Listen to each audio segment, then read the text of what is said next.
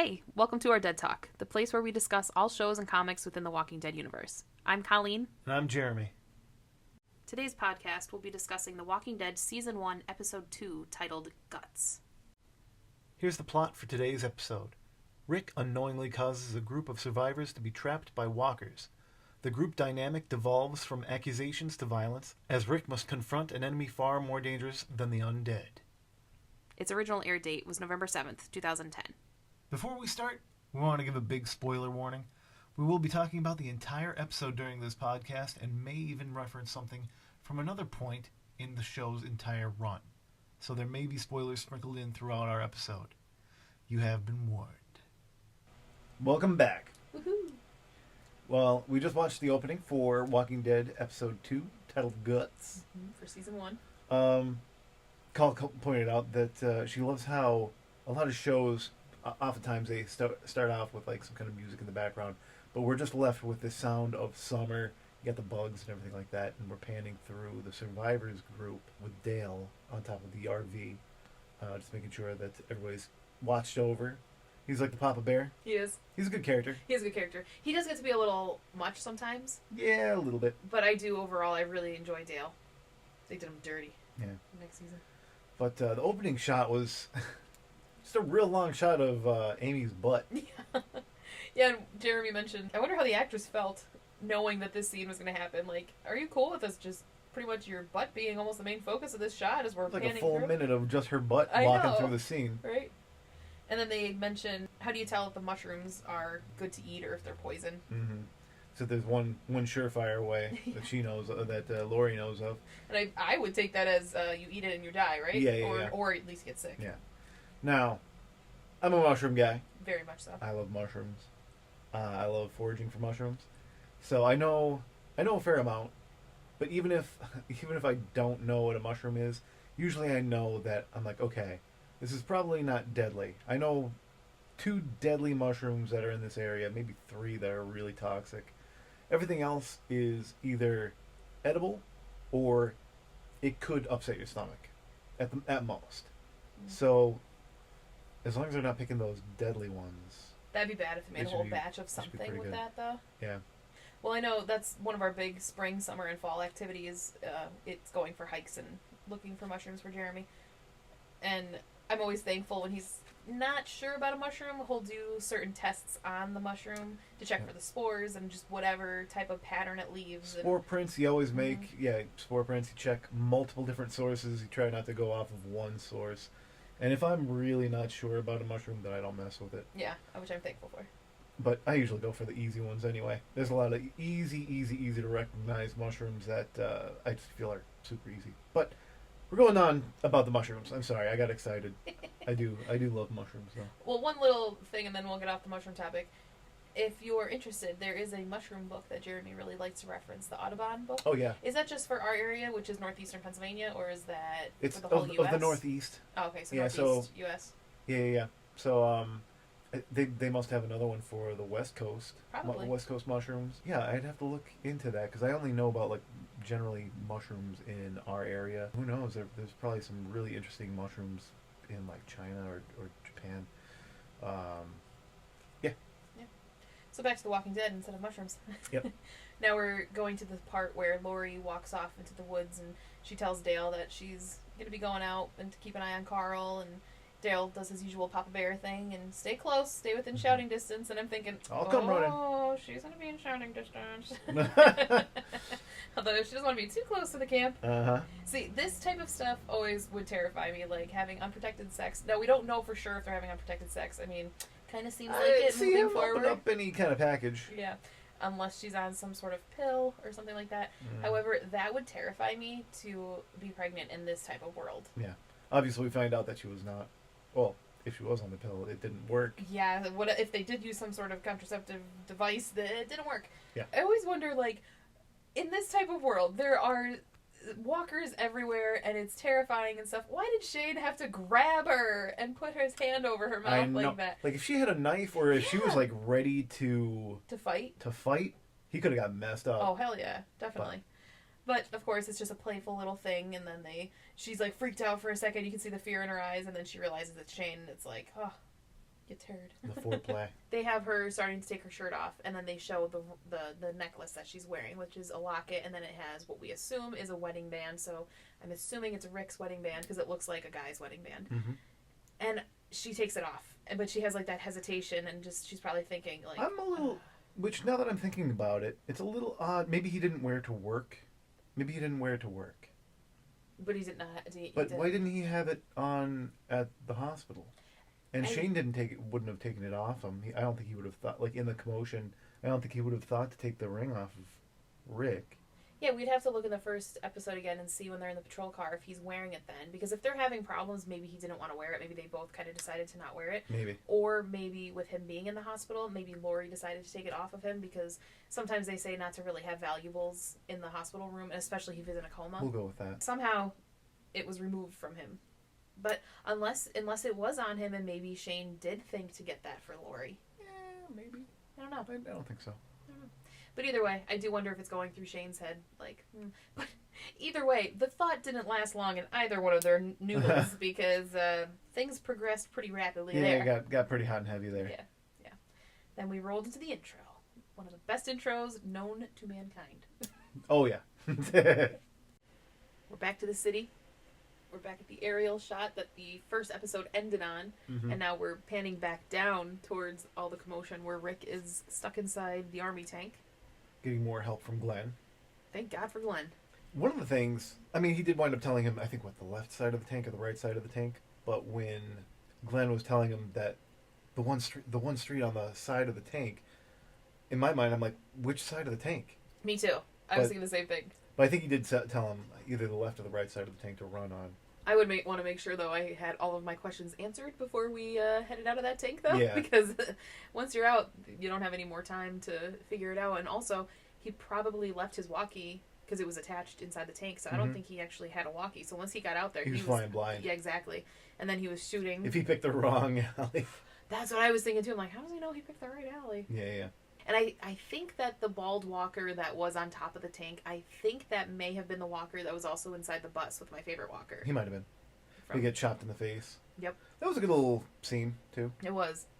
If you didn't tune into our podcast talking about Season 1, Episode 1, I mentioned my favorite walker was from this. That sounds like a whole other movie. My favorite walker. My favorite walker.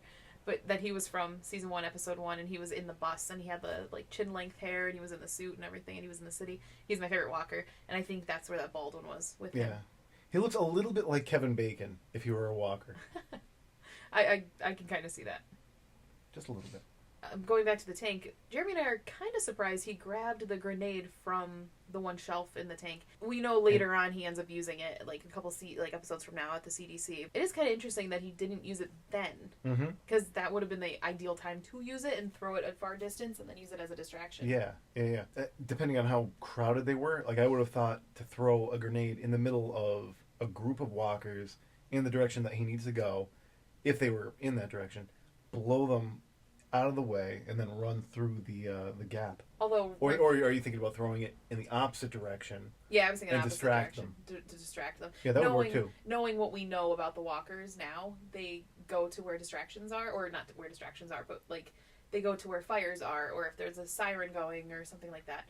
But either way, I think the group that Rick ends up being introduced to, I think they would have been even more ticked because that would have drawn even more because it would have been such a loud noise and you could probably feel it too. Because when Rick is running down the alley and he's shooting all the walkers, then he meets Glenn. He's like, not dead. Yeah. And he walks in that way. And thank God he didn't just instinctually shoot him.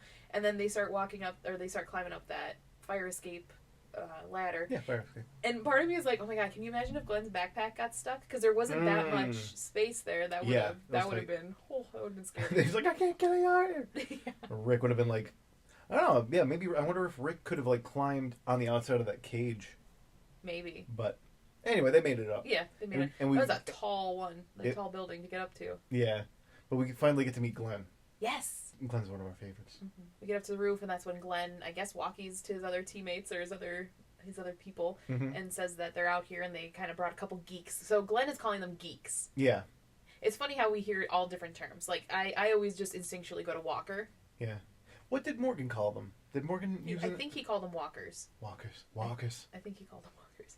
And then Glenn calls them geeks, but then he ended up switching over to walkers, I guess. Yeah. We end up getting to whatever building they're staying in, and it's kind of off an alley of some sort that's not barricaded off because there's a couple rogue walkers wandering around, and 2 of the masked survivors come out, and they start beating the walkers with the baseball bat. I think it was T-Dog And Morales. Morales? Yeah, yeah. I think you're right. T-Dog was a great character, too. Yeah, we were sad. Well, I don't want to get too far ahead. Yeah.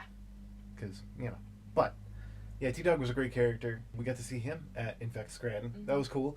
And that was before we find out what happens to him later on in the series. Yeah, I think that was just before he died in the show, right? Yeah. Because you could kind of tell he was answering questions kind of in a way that it was like, Yeah. I have some news to tell you guys, but contractually I cannot tell you said news. Yeah. But man, I feel like they kind of did him dirty. Like he could have lasted longer. He was such a great character. Mm-hmm. I would have loved to have seen how he grew with the world and everything. Yeah. And the prison is another great area. That's a good season 2. Yeah, when they finally get to the prison. Yep. Mm. Yeah, I love the whole beginning portion of The Walking Dead. So the guys get in, and Andrea instantly pulls a gun. Yeah, not hits Rick, but pushes Rick against something.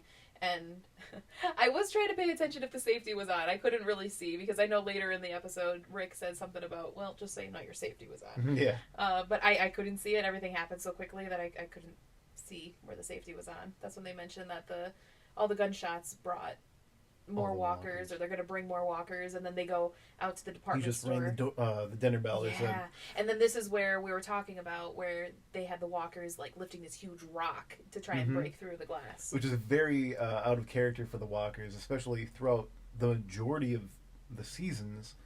They're just sort of, they'll walk, they'll grab, they'll bite, but overall they'll just get stopped at pretty much any major obstacle in front of them. They won't really be able to get through fences or anything like that, or a glass window, unless they pound on the window hard enough. Yeah, or they're all being pushed.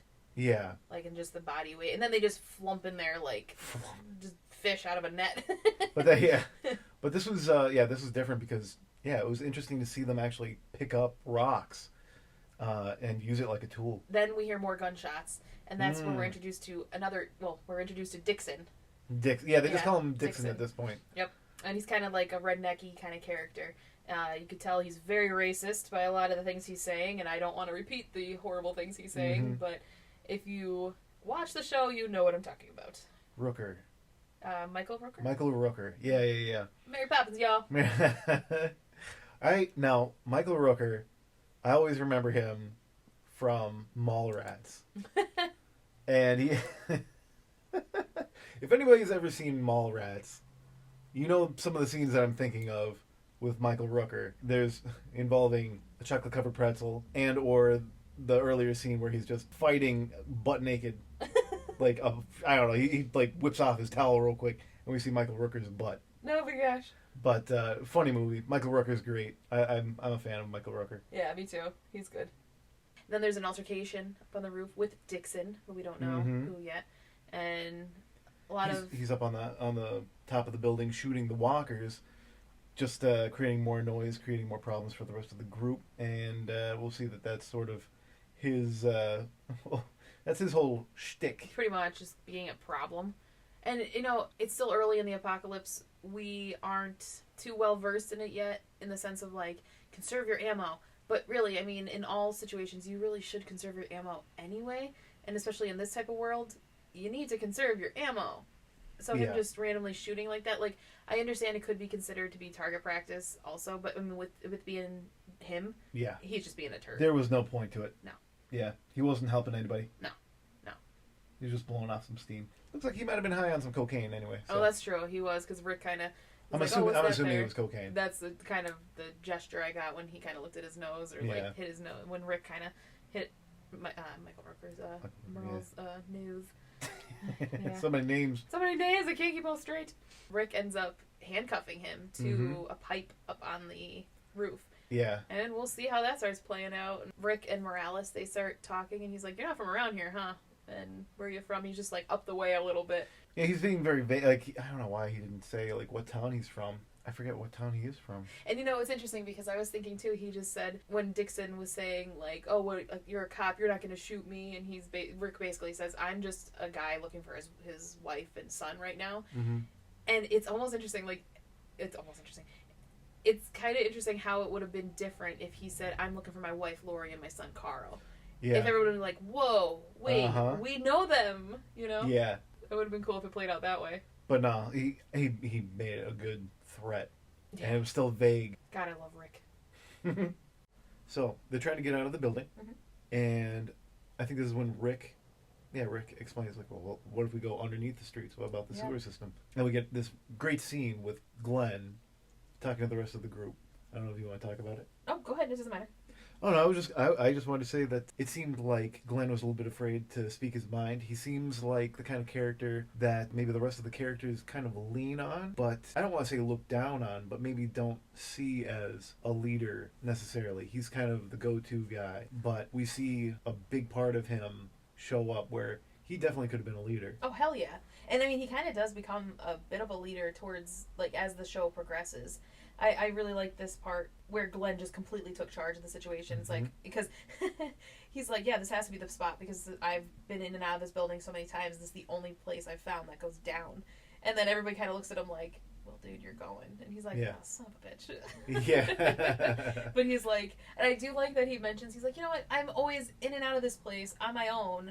The first time I actually bring people, the crap hits the fan, pretty much. Yeah. And he's like, no offense. But I mean, yeah, But I do like that, like you were saying, that Glenn took charge of the situation. He's like, fine, if I'm going down there, this is how it's going to be. And he was still a little apprehensive about it, but then Rick's like, speak your mind, like, because this is such an important time to do so. Yeah. It's literally life and death. It's showing both Glenn and Rick's ability to listen to the group and work to everybody's strengths. Because Rick doesn't know the group. He doesn't know where he is. He's pretty much at a loss in this situation.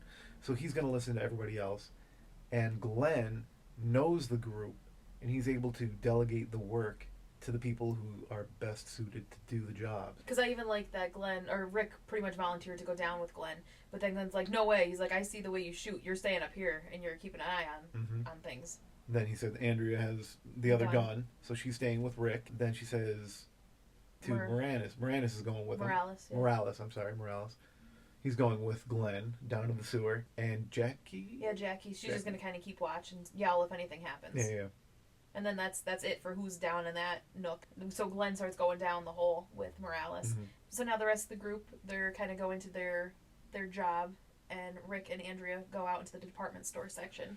Where all the walkers are. Yep, they're beating on the glass, trying to get in. I just want to say, the one thing that I was thinking about, I'm like, well, they had all this time.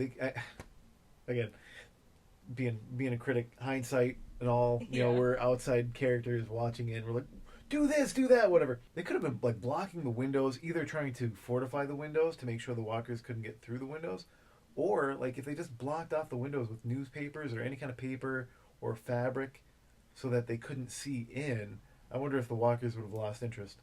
Maybe. And I wonder, since they have roof access, like the survivors, they have roof access. Couldn't they have found where that part of the roof was and throw things out for a distraction to get them away from the glass? Yeah. I like that Rick told Andrea about her safety being on. I wish in the time frame since the crap hit the fan, we know at least it's been about a month and a half. No one has shown her how to use her gun. I didn't think about that. Shane of all freaking people, he is a police officer. Yeah. And it should be, okay, what weapons does everyone have in the survivors camp? Does everyone know how to use it? If not, let's all teach each other how to do these things, you know? I think that's another thing that kind of shows, I didn't think about this, but that also shows kind of how inept Shane would have been as a leader, only because I do think maybe, as much as we love Shane, and even though he winds up turning later, you know, he winds up being not a great guy. It will, even in an episode or so, it's like he gets real dark, and Dale witnesses some stuff. Oh, yeah. But it just kind of shows that Rick is looking to make the group stronger. He's educating, he's making sure that she knows how to take the safety off her gun. Yeah.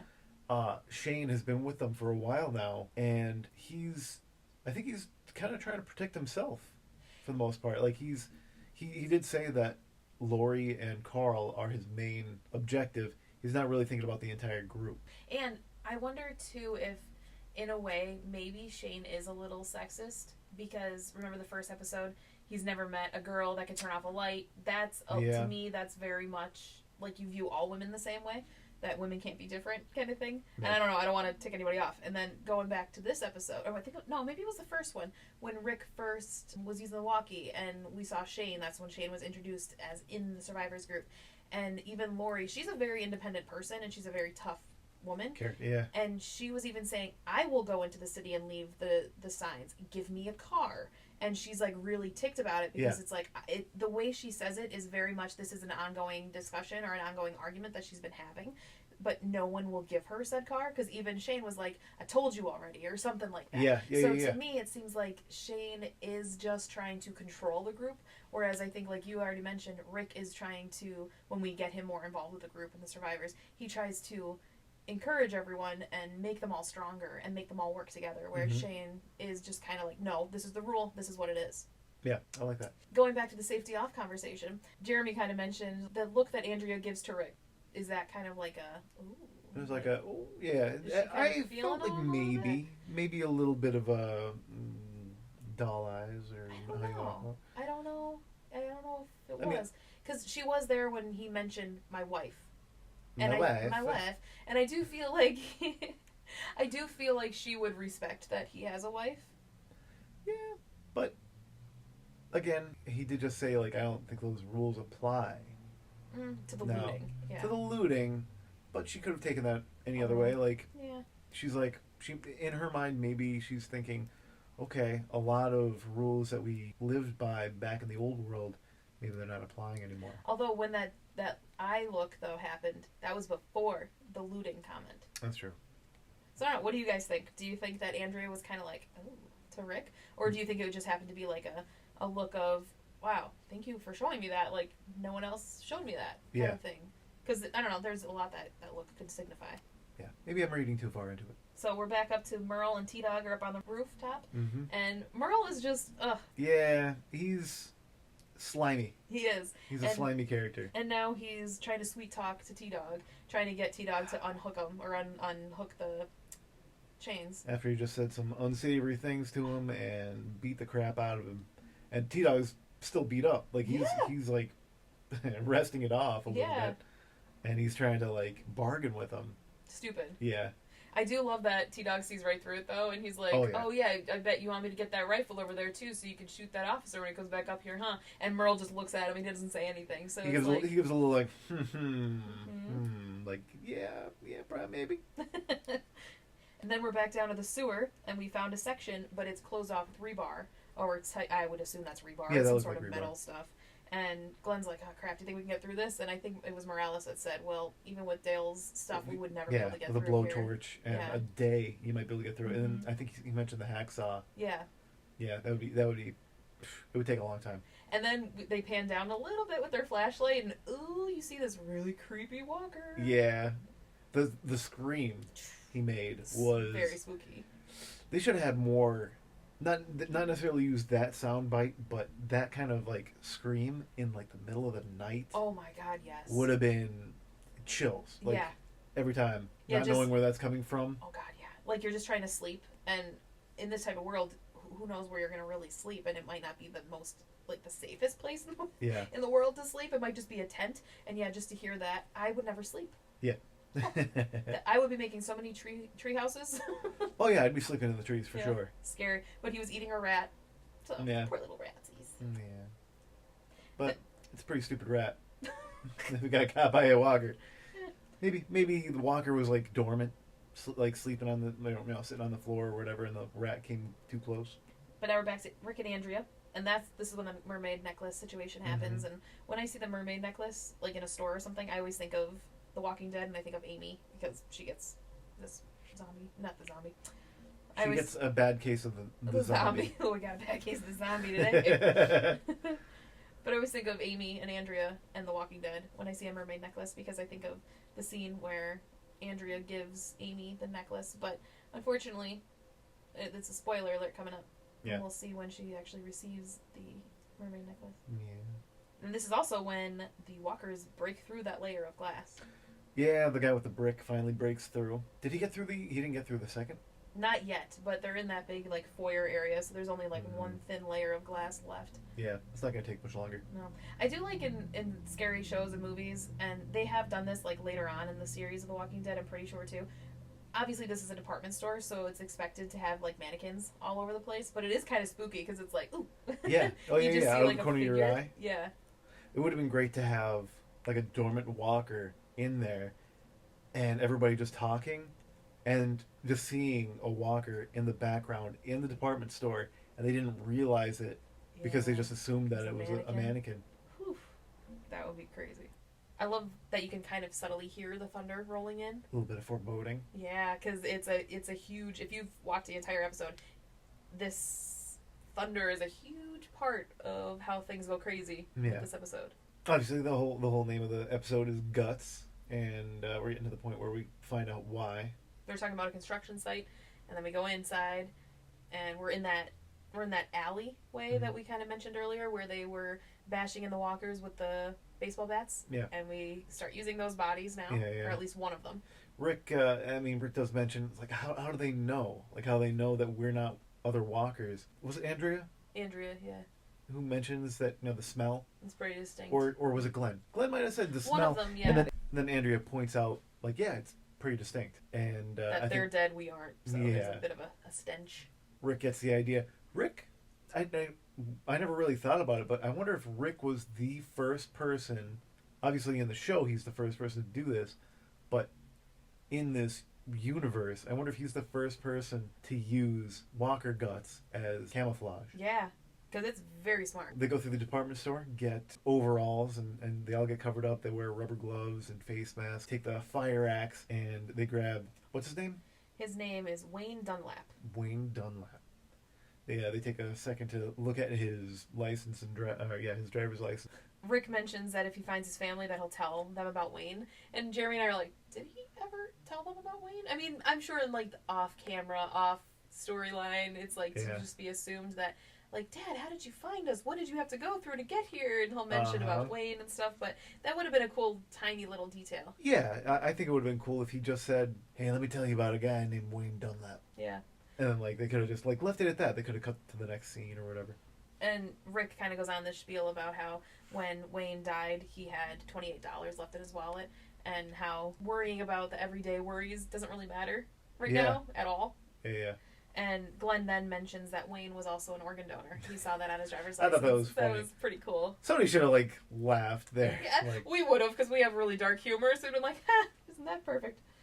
It is funny that every axe swing, though, someone is groaning. Well, they're pretty much all groaning with disgust. Every axe swing, oh! Yeah. Ooh, hey! And, it's funny, though, because Glenn kept saying, he's like, oh, God, I'm going to throw up. And I think Rick was like, save it for later. Yeah. And really, it's only going to add to the grossness and the camouflage, so it's not going to be that bad. It'd be funny if somebody were like, I can handle the guts, but as soon as Glenn throws it, yeah, he's like, I'm out. And I thought it was pretty cool after all that T-Dog went through up on the rooftop with Dixon, that he still thought to tell Rick, hey, what about Dixon? Mm-hmm. Like, what's going to go on with him? Because they're talking about their plan of, hey, when Rick and Glenn get to this part, this is what you guys are going to do. Be ready, kind of thing. And it's like, well, Dixon's currently handcuffed to the roof. What's going to happen with him? And then Rick pulls the keys out of his pocket and throws them to T-Dog. And I thought that was he was the bigger person in that situation. Oh, yeah. Because if the roles were reversed, I don't think Merle would have even cared. No, not he would not have asked at all. Mm-hmm. I don't think it probably wouldn't have even crossed his mind. And if it did, he just wouldn't have asked. No, it definitely shows T-Dog's character. Mm-hmm. Definitely, he's a good guy. Going out now to Rick and Glenn going outside for the first time with the guts and walking past a couple of just like two walkers. That's still freaking terrifying. Yeah, because they don't know if it's going to work at this point. Yeah, and then they had to climb underneath the bus. And then there's all these other walkers, and it's cool. You see some of the different walkers where the one actor, they have him like kind of walking on the side of his ankle a little bit. Like that was a cool little nod of like, oh, he must have had a broken ankle or something. Yeah. And then this one female walker, she's like dragging herself. Yeah, she's got her like shoulders stuck out in a weird, odd position, but she's got this like dead stare. Yeah. That was a good character too. No pun intended. My anxiety would be through the freaking roof though.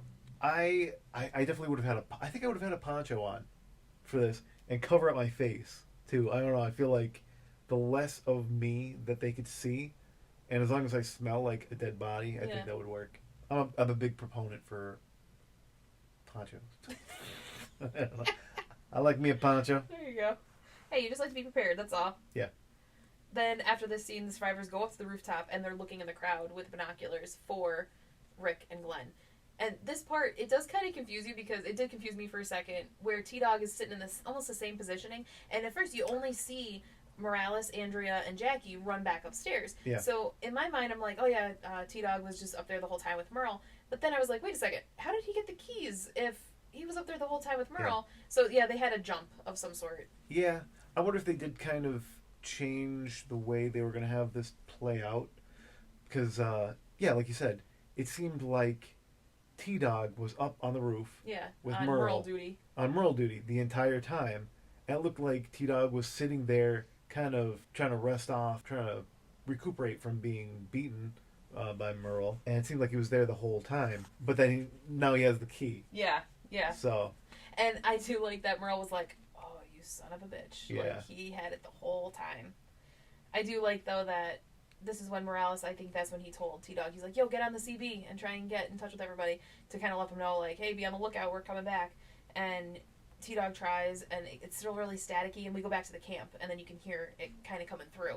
And Dale answers, and they can hear it, and they heard just little bits and pieces because it's breaking up pretty drastically, and they hear department store. So the survivors at the camp are like, they said they're at the department store, and then they know. They're just assuming what the hell is happening, and I'm sure they're in hell, basically. Oh, yeah. Probably freaking out because, their loved ones are there. Hell yeah, and Amy's sister, Andrea, is there, so Amy's like, no, we have to go and rescue them. I'm going to go and rescue them, and Shane, again. Nope. He seems, man, oh man, like, he's such a badass. Yeah. He's such a badass, but in this, like, first couple of scenes in this apocalypse, he's very reserved, and he seems just kind of afraid to make any kind of bold moves or anything like that. And he's kind of showing that your inability to take action can be just as bad as making a wrong move. Yeah. But the rain's coming. Yes. Yeah, we're still at the camp, and you still hear that thunder rolling in. Now we're at the scene where we're really seeing if the guts on the clothing is working. Mm-hmm. We have some twangy music playing. Twangy music. Gotta watch out when the twangy music starts. And we're seeing the passing of time, just like a little bit, as Glenn and Rick are walking through. They could have hustled a little bit better. A little bit, yeah. Because the walker crowd, it's getting thick at this point. But I guess they can't walk like a normal person. Would have given them away. Which irritates me that Glenn starts saying, I think this is working. Yeah. And then that they're talking to each other at all. Yeah, it's like, no, don't do that. Yeah, they're going to give themselves away. Yeah, so that's when there was a female walker that was kind of close to Glenn, and she starts looking at Glenn. And I love that Glenn, like, realizes, and he's like, and he rolls his eyes up like he's dead. I love it. That was a good scene. Yeah. Then the rain really starts coming down. Yeah, and you can kind of see the guts and stuff sloughing off of them. Washing away the smell. Yep, blowing their cover. And I guess they're starting to smell a little bit fresh. Yeah, I guess. Like a human again. I still think that the smell would have been on there enough that I think so. They wouldn't have reacted as quickly, like the walkers wouldn't have reacted as quickly, but you could tell that the walkers are all starting to, like, they're getting intrigued by something. And I smell fresh meat. They're definitely smelling something. You can see them, like, moving their heads in the air and stuff. And then it wasn't until a walker came to attack Rick that then Rick threw the first axe swing. Yeah, and that's then they had to run. Really hit. Yeah, and then they had to run, and that's when all the other walkers were like, "Ooh, so there's fresh meat." Yep. And then this is when the walkers are still running because later in the series they don't. They just walk. Yeah, they walk, and I like mean Michael Myers from Halloween. They just walk everywhere, but they still get them. Yes. But yeah, the walkers are super fast in these beginning episodes. Rick and Glenn, they throw their axes over the fence and they start climbing, and then the walkers get up to the fence and they start trying to climb. Yeah, they're still the smart walkers at this point, and they know how to climb fences, which is nuts. Glenn runs over and he tries to get the keys for, I guess, just one of the box trucks. Like, how they knew the keys would be there, how they knew which vehicle it went to. I wouldn't know. I would have no idea. And then, thankfully, Rick is a good shot, and as Glenn's over there breaking the lock to get to the keys, Rick is taking the shots at the walkers that are trying to get over the fence. Yeah, and then he misses that one because then Glenn throws him the keys, and then that's when Rick grabs those keys, and he's the driver for that box truck. Yeah. And that walker gets in close, and ooh, he almost got Glenny boy. Yeah. The rest of the group is seeing all this take place. Rick and Glenn get out of the construction site, and they are afraid that they're leaving them there at first. Yeah, Andrea's like, they're leaving us. I mean, guys, what did you expect to happen? Like, they got to get away from the walkers first. Yeah, they're going to help you. This isn't going to go exactly as planned. This Yeah. isn't going to go exactly as planned. Like, they wanted to. The crap hit the fan pretty hard. They probably would have been fine if the storm didn't come through and wash off some of their guts, Mhm. because they should have been able to get in pretty slyly, and it would have been a little bit more neat to get to them. Yeah. But because of this happening the way that it did, it kind of threw a monkey wrench in the system. Yeah. Plus, then the walkers busted down that gate fence, the door. Oh, yeah. And I don't know if that was originally going to be the way that they were going to drive out anyway. I don't know. Well, yeah, because They didn't end up going out that way anyway. Yeah, right? they couldn't have gone out that way anyway because they knew there was a ton of walkers. Yeah. But I guess they had to get out through, I don't know, they had to find a back way. Like if there was a loading dock to that building. Yeah, there must have been something. And then they got out, and then they're kind of trying to figure out what the heck they're going to do. And then Rick was saying that, well, you already said it, they're attracted to noise. Mm-hmm. So that's how we're going to get them. And then they find Glenn's spiffy sports car. Yeah. Is it a Camaro? I have no idea. Somebody in the comments. Leave a comment. I think that's a Camaro, but I could be wrong. I am not a car person, so I have absolutely no idea. Neither am I. But I have to say, I'm like, why did Rick have to break it on the driver's side? Because now Glenn's going to be sitting on all of the glass. Couldn't he have done it on the passenger side? He's going to be sitting on all that glass, and it leaves him more vulnerable if a walker does try to go into that window. At least on the passenger side, he would have a little bit more time to get away. Yeah, definitely. But, But then later, once Glenn is driving around and he's like backing up and trying to get all the walkers to the red car, both windows are down. Obviously the driver's side window is completely down because it's gone, but then the passenger side window was up for a while, but then now it's down. Oh, it is? Mm-hmm. I don't think I noticed. Because I wonder if it was just their way of shooting so there wouldn't be glare. Oh, smart. Yeah. Smart. Yeah, and then back at the group, they're knowing that, okay, we're needing to get our stuff together and go because it's all happening Glenn calls really out fast. and tells them to get ready. And Merle's pleading with the group, like, you can't leave me here and stuff. And they're all still taking off, like, Dixon who? They're all just gone. Now, this is the part, it's kind of a tricky part because you don't want to let Dixon out too early because you can't trust him.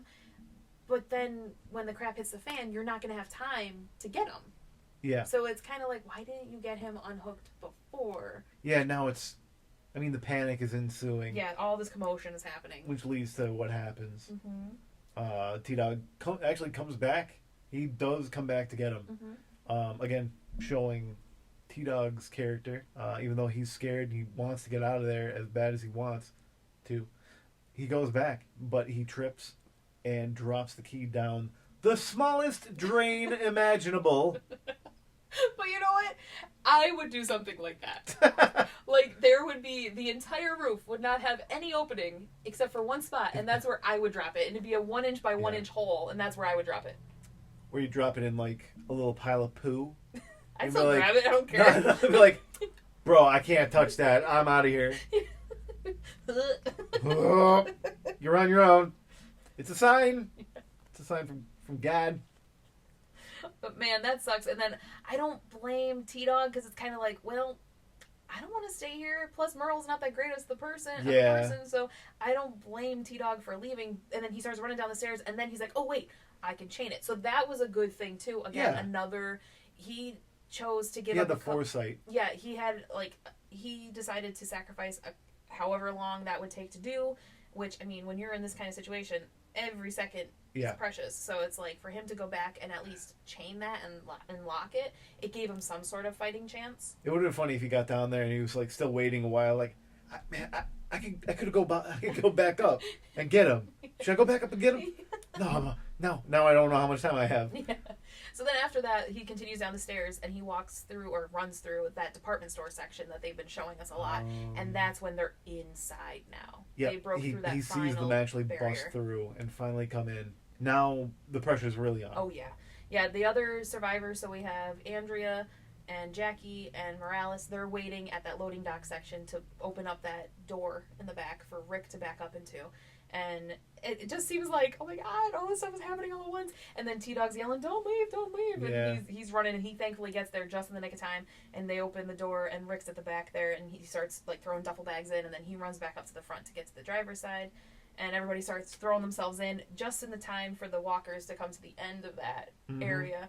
Whew, Scary. I'm glad Morales grabbed onto that rope that was there, because once the car starts going, he could have fallen out. Oh yeah. If he didn't grab onto that. So he closes the back of the box truck, and they're taking off now. And Merle is up on the roof still. Yeah, I love the whole scene. Everybody's quiet, but you can tell everybody's thinking, "Where's Merle?" Yeah. Like, wait, we're missing somebody. Because even Rick looks back. He's like, okay. And they're like, and I wonder if Rick was kind of like, oh, we just left Merle? Is that what we're doing? I wonder if that's what he was kind of thinking. But then T-Dog is like, I dropped the damn key. Yeah. Yeah, and everybody's like, no one's like, oh no. It's they're like, man, that sucks. So anyway. Yeah. I mean, if he wasn't such a turd, first off, he wouldn't have even been handcuffed to that in the first place. Right. And if he wasn't such a turd, everyone would be like, oh no, we have to go back for him. But no one really says it. It's not until the next episode that we're back at the camp. I do love that they pan to Glenn driving the car. Oh, yeah. He's having such a good time. He genuinely looked like he was having fun. Yeah. In that scene, too, which I think maybe a lesser actor. I don't know how to say it. But I've seen some other actors who can like play up like a woohoo moment or like having a blast moment, and it just doesn't look like they're having fun. Yeah. Really, like they're just, you can tell they're acting. Yeah. This looked, I don't know, legit. Yeah, like Stephen Yeun himself was having a good time. Glenn being happy like that made me really happy though. Yeah, he was having a good. That was a good ending. It was. Yeah, because it was there was so much commotion going on. And then for him to just end it like on his own, leaving the city, it's the same shot that we saw Rick first go into the city. That was one of my favorite shots. So it's cool to see him leaving the city too. And then we'll find out in the next episode where he ends up with the vehicle. Yeah, I'm looking forward to talking about next episode. Me too. Yeah, this was fun. I'm really excited that we're getting back into the podcast. I'm excited that we're in the first season, like we've talked about quite a few times, and you guys are probably sick of it. This is like the beginning is our absolute favorite. It really is.